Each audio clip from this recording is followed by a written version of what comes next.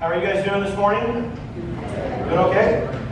All right. So we're going to be in Luke. We got a lot to read here. So I have a lot to say, and so did the writer of Luke, and so does Jesus. And so we're going to try to get right into it. But the title today is "There's Always Room for Another." There's always room for one more. Right? Say that with me. There's always room for one more. Say it. There's always room for one more. All right.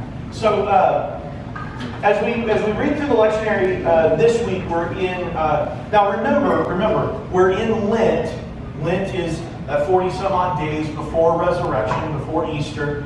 Lent is a time to do two things, and remember they rhyme. So I hope you can remember. Say it with me if you can. There's two things that we do during Lent. We repent and we lament. All right, so those are two things that we're doing. We're repenting and we're lamenting. All right, so remember that as we talk through and we look through what these lessons are telling us, because somebody put these together and said this is a good lesson for us to contemplate and to meditate on during this season of Lent. So we're in Luke 15, and we're going to read this very short little introduction, 1 through 3, and then we're going to skip a little bit and go into verse 11. But let's just kind of look at this and read this. Again, like I said, there's a lot here, so hopefully I'll be able to say some stuff that makes sense.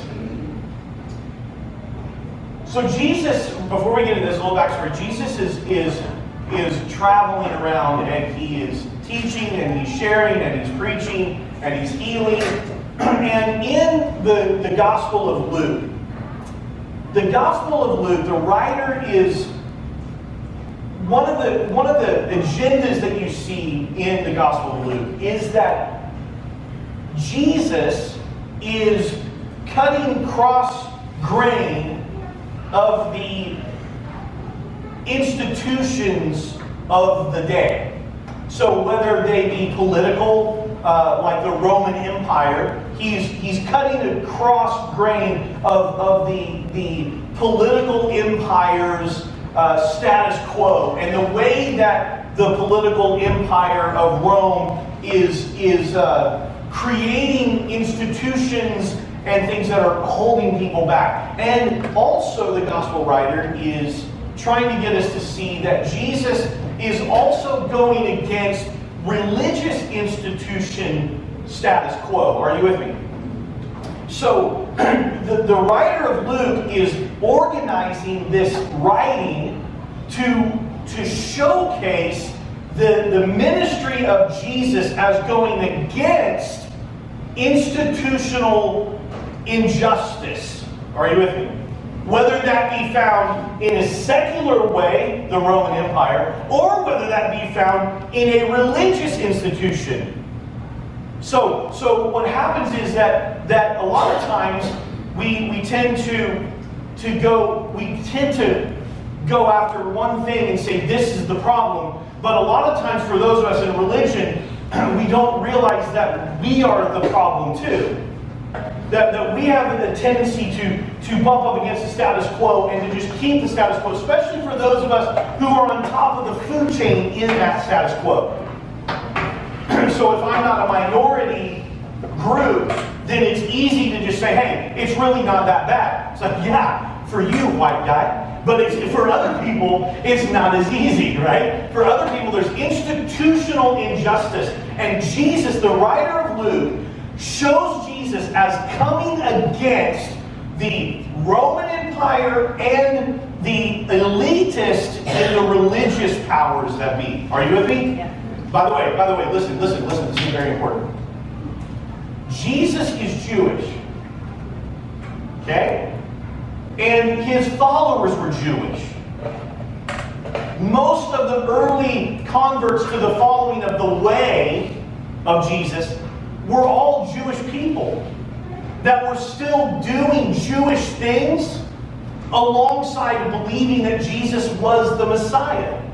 Are you with me? So we've got to be very careful when we say Jesus was coming against the Jewish religion.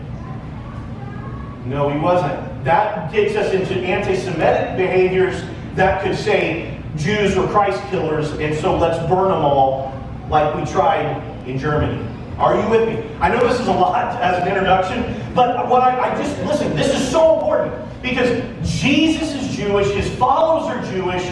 Most of the people that are converting to following Jesus are not really leaving Judaism, at least in the first couple of centuries when these books were written and letters were written. So you have to be careful that we don't, when we see scribes and Pharisees are doing things, that we don't ascribe that to all of Jewish people did this. See, not all Christians are horrible people, just some. Was that too close to home? What happened? What just happened? There was like a nervous laughter, like, oh. It's like, it's not all Christians are horrible, but there are some. Are you with me? So we need to come against those things in our religion that are perpetuating the status quo and perpetuating social injustice. Amen? All right, now, that's that for an introduction. Okay, here we go. So, as Jesus is going around teaching, it says that all the tax collectors and sinners were coming near to listen to Jesus.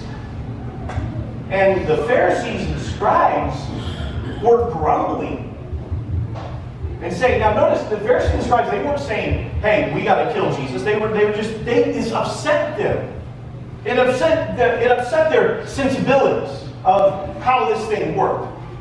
This fellow, I like how this fellow welcomes sinners and eats with them. So, Jesus told this parable. He actually tells Luke here, the writer of the gospel, puts 3 parables in a row to answer this type of grumbling from the Pharisees and the scribes. Being upset. Guys, have we talked about this before, how sinners in this day and age, in their day and age, was different than how we look at sinners? We don't, see, when we say sinner, we think of somebody that's done something naughty. Right? It's like, oh, you did a bad thing. But, and so a lot of us would say, well, we're all sinners. Because we've changed the traditional definition of what sinner is. So the sinner for the Pharisee and the scribe, a sinner and a tax collector, these are 2 groups of people that are excommunicated from the community of faith.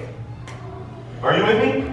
Sinner means someone who is absolutely, unequivocally unclean and does not get to partake in the faith community anymore because of their uncleanliness.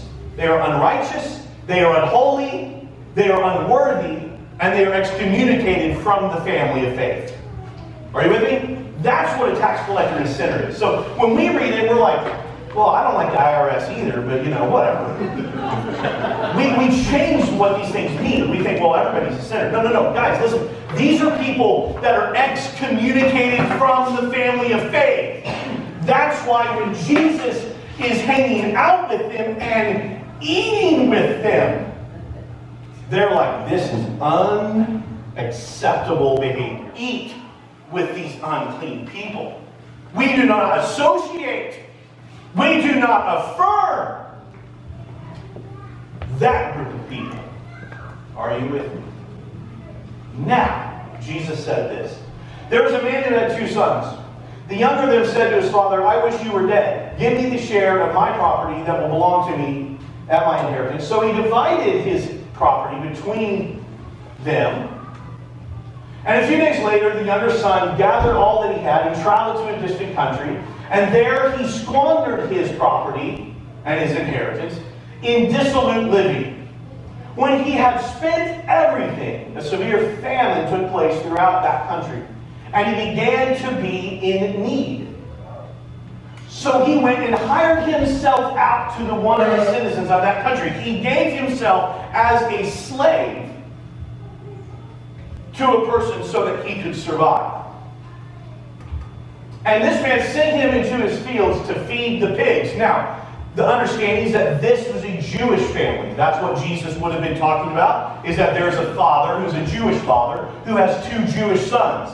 And this one son came to his Jewish father and very out of character for what a son would say to his father, said, I wish you were dead, give me my inheritance, I can do this better than you, I don't want to be a part of your family, I'm out of here. And crazily, the father says, okay, take what you want and go, here's your inheritance.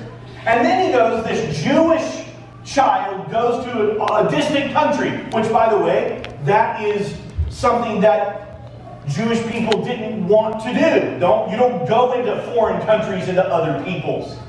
You stay with your own people, right? Are you with me? So Jesus has got this guy now not only leaving his family of faith, but going into a weird country with all the pagans and weirdos.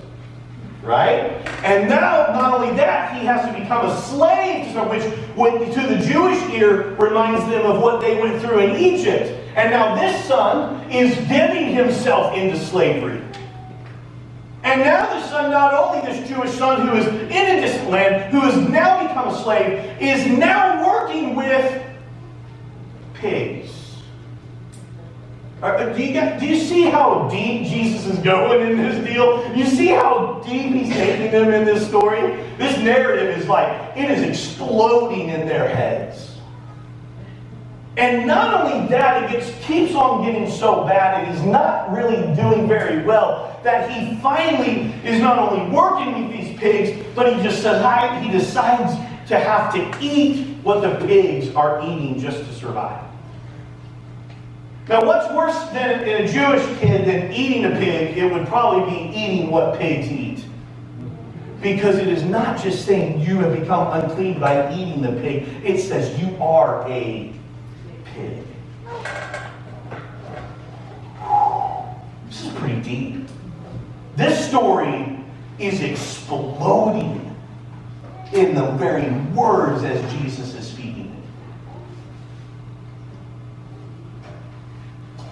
He came to himself, so he went and hired himself, he went to his fields of pigs. He would gladly have filled himself with the pods that the pigs were eating. No one gave him anything. But when he came to himself, he said, how many of my father's hired hands have it better than I do? The slaves in my father's house have it better off.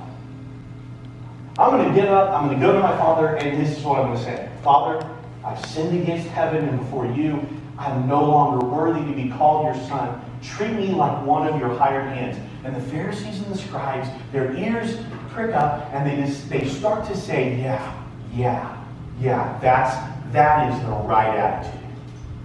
You're unclean. You're disgusting. The way you treated your father is unacceptable. Look at you with the pigs. That's right. You go back and you tell him, I've sinned against heaven and against you. And I'm no longer willing or worthy of being your son. That's right. Pharisees, that's right. No longer is he worthy. No longer is he worthy. That's right. That's what we're saying about the tax collectors and the sinners. No longer are they worthy to be in this father's family. No longer are they worthy to be a son. They can be a hired hand, but they're no longer worthy. Look at what they've done. They're eating with the pigs. And this is what the son says, I'm going to do this. And so he set off and he went to his father. But!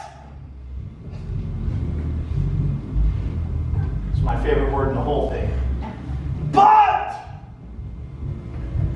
While the son was still far off. Oh, come on with that loaded statement. When the son was what? Still far off. When the son was where? Still far off. But while the son was still far away, the father saw him and filled with compassion. We've talked about compassion, co-passion meaning what? Co meaning together, passion meaning suffering. The father felt the suffering of this son that was far off. And the father felt compassion. He ran and put his arms around him and kissed him. This is unbelievable behavior from an elderly father of a Jewish family to run to the far-off son. He runs to the son, puts his arms around him, kisses him, then Father, I've sinned against, he's got his speech ready to go, right? Father, I've sinned against heaven and before you. I am no longer worthy to be called your son. Listen. He wasn't done. He was getting ready to say, let me just be a slave. And the Father cuts him off. And he says, but the Father said to his slave, quickly, bring out a robe, the best one. Put it on him, and a ring on his finger, and sandals on his feet, and get the fatted calf and kill it, and let us eat and celebrate. For this son of mine was dead, and now he is alive again. He was lost, but now he is found. And they began to celebrate. What I loved about last night and going to Rob Bell's introduction to joy is that he went through the book of Ecclesiastes showing us how that there are moments of joy that we miss every day because we're so caught up in the gosh darn status quo keeping. We're so frustrated with the way that the things are working in the world and the way that things are, and we want them to be different. And right by us every day are going opportunities for joy, opportunities for celebration, opportunities for happiness, opportunities for brevity and lightness, opportunities to say, let's have a party. Are you with me? You're not with me yet, are you? You're not. I am sweating up here, okay? I'm sweating. I'm yelling. I'm yelling more than usual, aren't I? Am I? Whew. I'm just so happy. Let's celebrate. There's a reason for joy. The lost thing is found. This son of mine who was lost is alive again. Let's party. And the older brother, coming in from the fields, hears what's going on and asks, what is happening?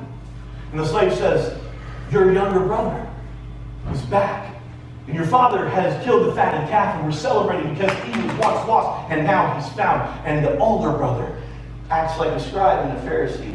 And he says, there's no joy in that. And he's standing outside of the tent, outside of the celebration, outside of the party, pouting, angry, frustrated, ticked off, grumbling. Because tax collectors and sinners get to eat with the Father.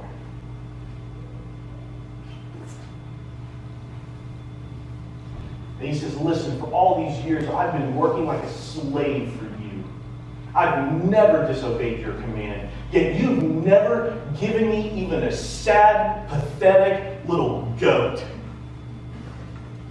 But this son of yours, isn't that funny when you, like when spouses will say, it's like, your daughter is taking me off. Like, oh, now it's my daughter. Like, you didn't have anything to do with that. Right? and this goes back to Adam and Eve, right? Did you eat? Hey, this woman you gave me. Isn't it what we do? It's like, this son of yours comes back. He's out there living like a prostitute. He didn't know what he was doing. He just made it up. He's doing all this stuff, and you get it. I haven't even got the dumb goat.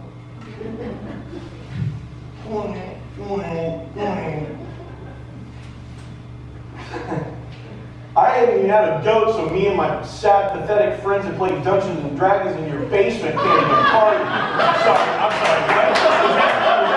What happened?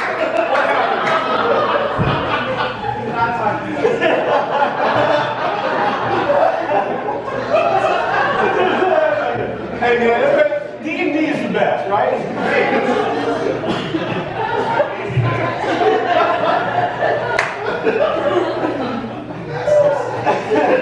He just strikes me as a guy that would like sit in the basement, right? And just like, I wish I had a goat. Anyway, so we couldn't even celebrate with me and my friends. But when this son of yours comes back, who's gone off and acting like this. You killed the fatted calf for him. And the father said to this older son, son, you are always with me. And all that's mine is yours. But, I mean, it's like he's saying, you wanted a goat?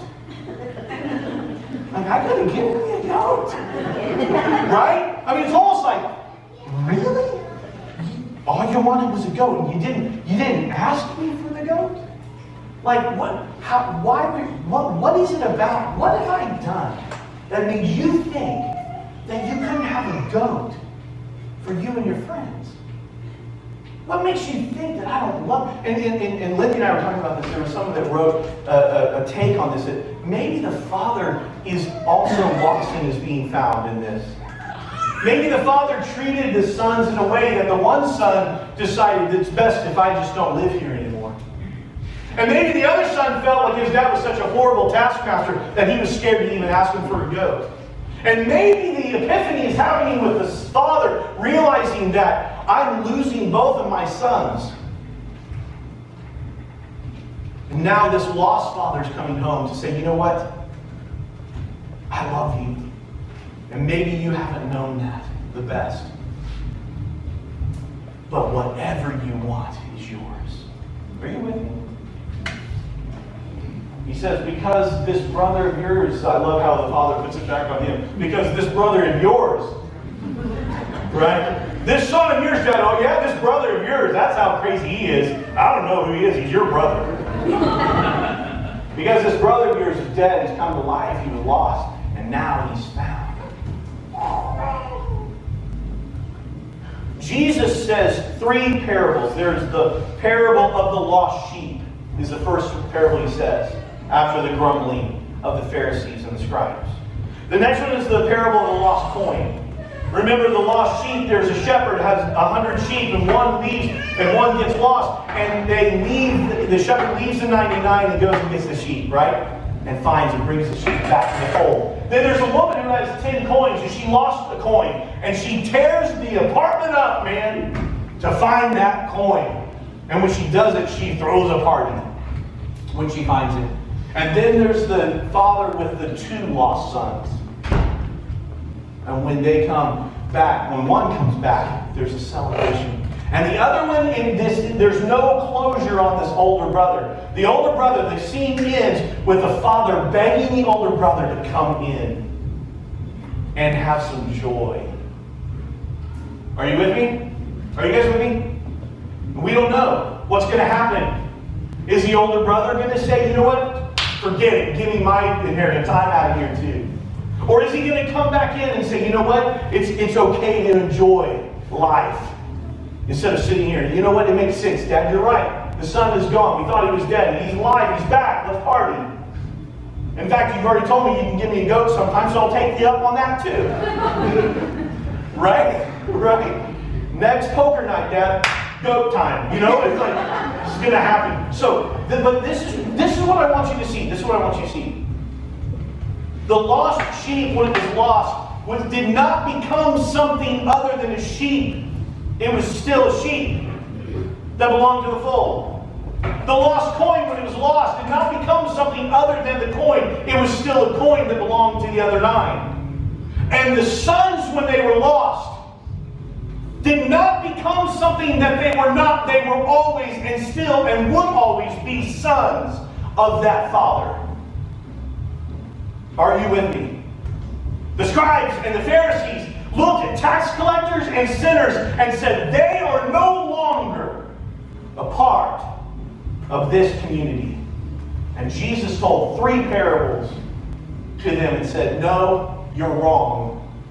There's always room for one more. And you can come into the enjoyment and the joy and the celebration of it, or you can resist it. And you can stay outside of the love, outside of the forgiveness, outside of the joy, outside of the affirmation, outside of the family, as long as you want. But you are still a son and a daughter. Are you with me? Come on. That'll preach. I love that Jesus says, through this Father, there's always room. There's always room for one more. There's always room for one more. And in the way that Rob Bell so brilliantly ends his talks, I will say it like this to you. May we be people who always make room for one more. May we be people that tear up our world to find the lost brother and sister. Not to tell them that they're lost and not to tell them that there's something else, but to remind them that we're still here and you're always welcome. Amen? May we be people that don't stand outside the party, but may we be sons and daughters that join our Father in the celebration. Never withholding love, forgiveness, full affirmation to every kind of burden. Let's stand.